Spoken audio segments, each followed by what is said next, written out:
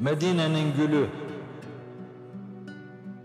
Andım yine seni, her şey yadımdan silindi. Hayalin gönlümün tepelerinde gezindi. Bu bir serap olsa da hafakanlarım dindi. Andım yine seni, her şey yadımdan silindi. Keşke her an aşkınla oturup aşkınla kalksam, ruhlar gibi yükselip de ufkunda dolaşsam, bir yolunu bulup gönlünden içeri aksam. Keşke her an aşkınla oturup aşkınla kalksam. Anladım, vaslına ermek artık çok geç, saçlar bembeyaz. Hicranla yanan gönlüm durmadan inleyecek. İnleyip en taze hislerle hep bekleyecek. Yaş olsa da ben taze hislerle yollardayım. Anladım, vaslına ermek artık çok geç.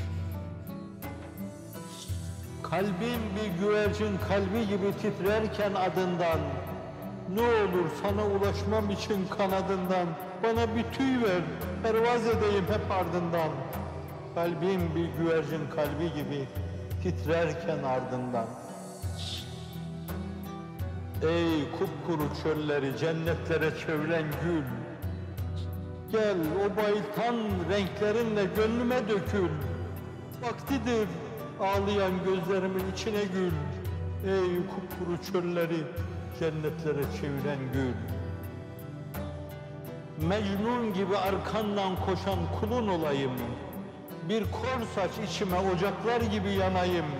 Sensiz geçen bu acı rüyadan uyanayım. Mecnun gibi arkamdan koşan kulun olayım. Aklım uzakta kaldığı günleri saymakta. Asker gibi ne zaman teriyiz. Ruhuma sisli dumanlı bir kasvet yaymakta. Göster çehreni ki güneş gruba kaymakta. Aklım uzakta kaldığı günleri saymakta. Son demde hiç olmazsa grubum tülü olsun. Gönlüm ufkunun en taze renkleriyle dolsun. Her yanda tamburlar çalınsın, neyler duyulsun. Bu da benim düğünüm olsun. Ne olur hiç olmazsa grubum tülü olsun.